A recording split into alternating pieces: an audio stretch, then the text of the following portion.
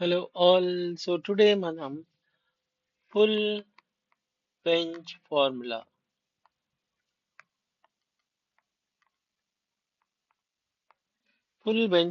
గురించి తెలుసుకుందాం. ఓకే. యాక్చువల్‌గా సింపుల్‌గా చెప్పాలి అంటే ఆల్రెడీ ఎంప్లాయీస్‌కి బోనస్ ఎలా కాలిక్యులేట్ చేయాలి అనే క్వెషన్‌కి ఆల్రెడీ ఒక ప్రాపర్ సిగ్నిఫికెంట్ మెథడ్ ప్రొవైడ్ చేసింది. ఆ స్ట్రక్చర్డ్ కాలిక్యులేషన్ మెథడే ఈ ఫుల్ బెంచ్ ఫార్ములా. సో ఈ ఫార్ములాని ఫస్ట్ ఇంట్రడ్యూస్ చేసింది ఎవరంటే లేబర్ అపిలేట్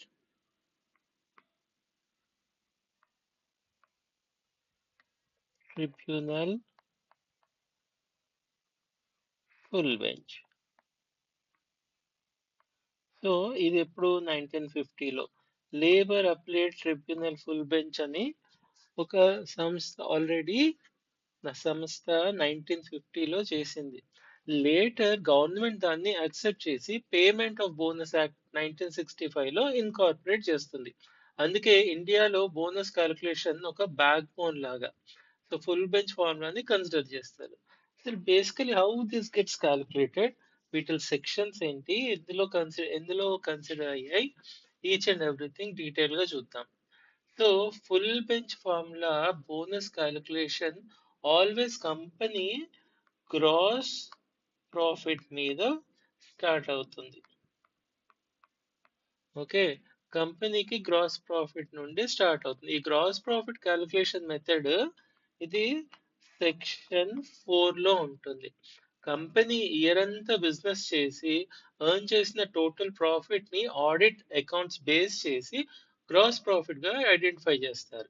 ఓకే. వీటిల్లో బ్యాంకింగ్ అండ్ ఇన్సూరెన్స్ కంపెనీస్ వచ్చేసి సెక్షన్ 4A అండ్ మిగిలిన కంపెనీస్ అన్ని సెక్షన్ 4Bలో ఉంటాయి.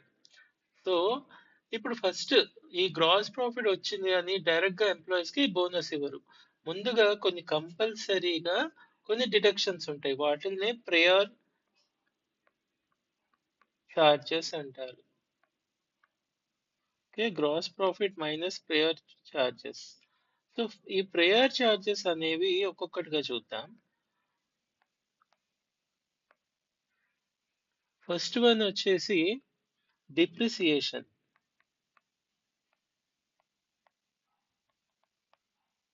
ఓకే.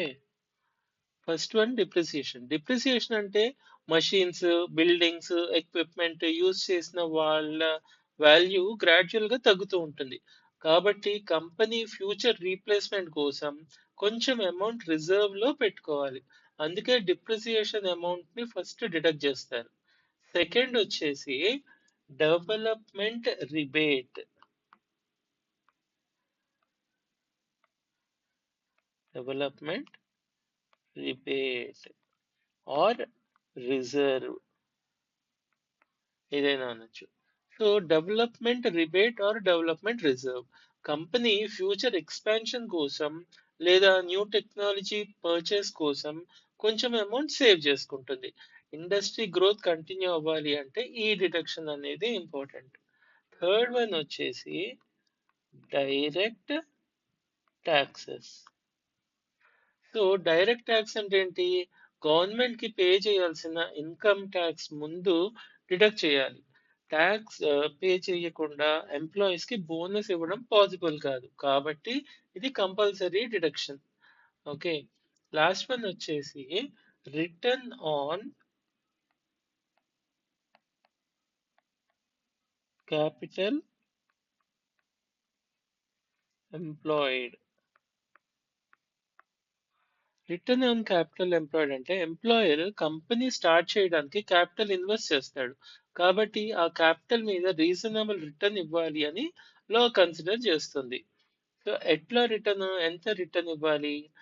ఒకవేళ if it is existing company then 6% ఇవ్వాలి. ఒకవేళ if it is a new company then 8.5% ఇవ్వాలి. సో ఈ వచ్చిన గ్రాస్ ప్రాఫిట్ నుంచి ప్రయర్ చార్జెస్ ఏవైతే ఈ 4 డిస్కస్ చేసామో ఇవన్నీ తీస్తే వచ్చేదాన్నే అవైలబుల్ సర్ప్లస్ అంటారు.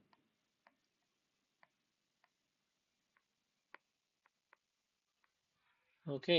సో ఈ డిడక్షన్స్ అన్నీ రిమూవ్ చేసిన తర్వాత రిమైనింగ్ అమౌంట్ ని ఈ అవైలబుల్ సర్ప్లస్ అండ్ ఇది సెక్షన్ 6 లో ఉంటుంది.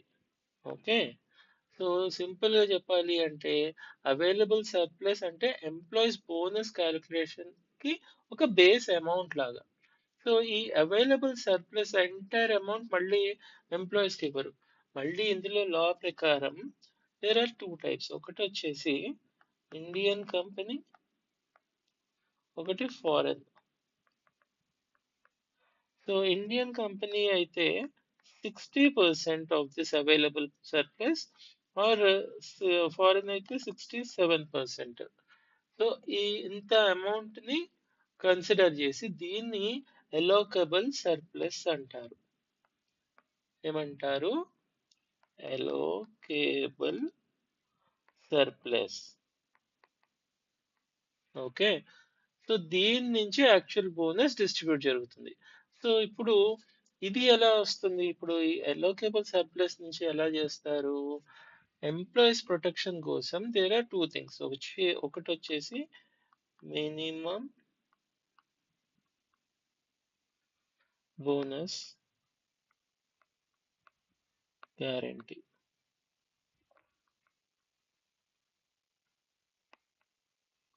మినిమం బోనస్ గ్యారంటీ ప్రొవైడ్ చేస్తుంది. ఇది ఎంత? ఇది సెక్షన్ 10 ప్రకారం మినిమం ఎంత?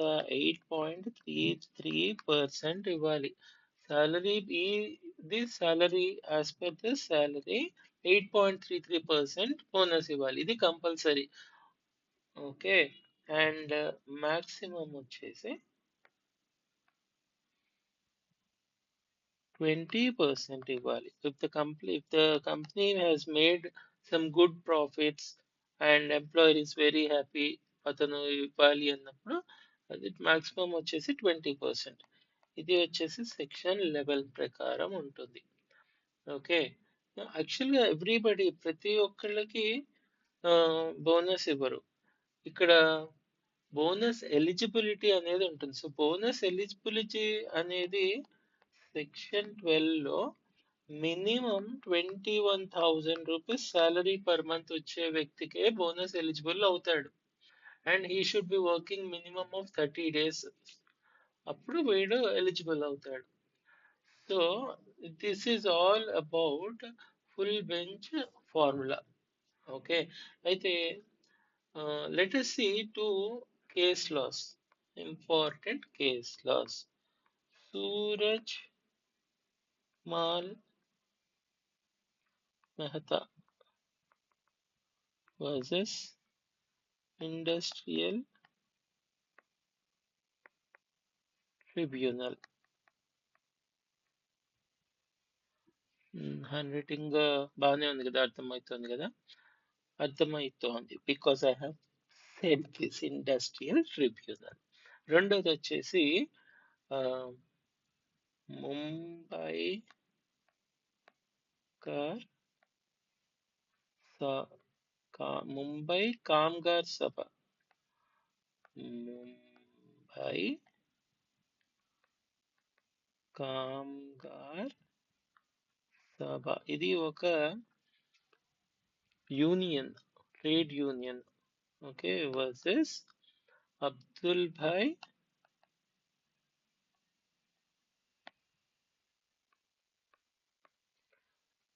ఫైజులాబాయ్.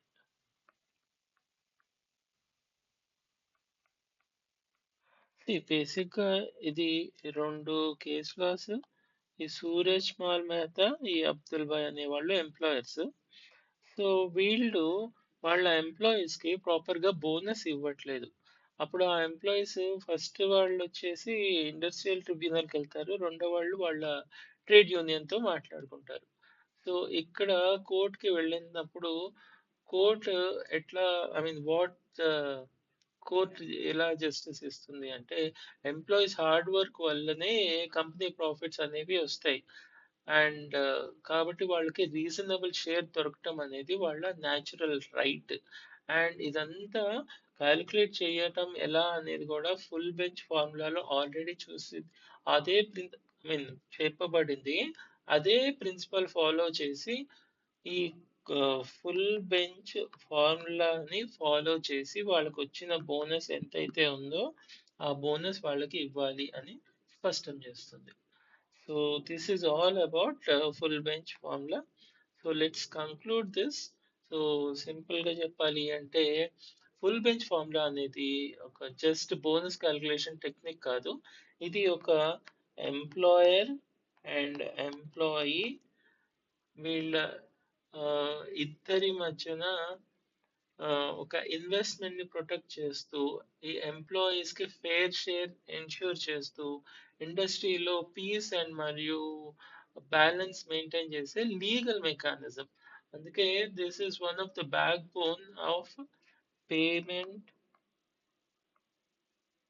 Of bonus act 1965. Alas. So this is all about full bench formula. Anything, any doubts or anything to say, please comment. Thank you.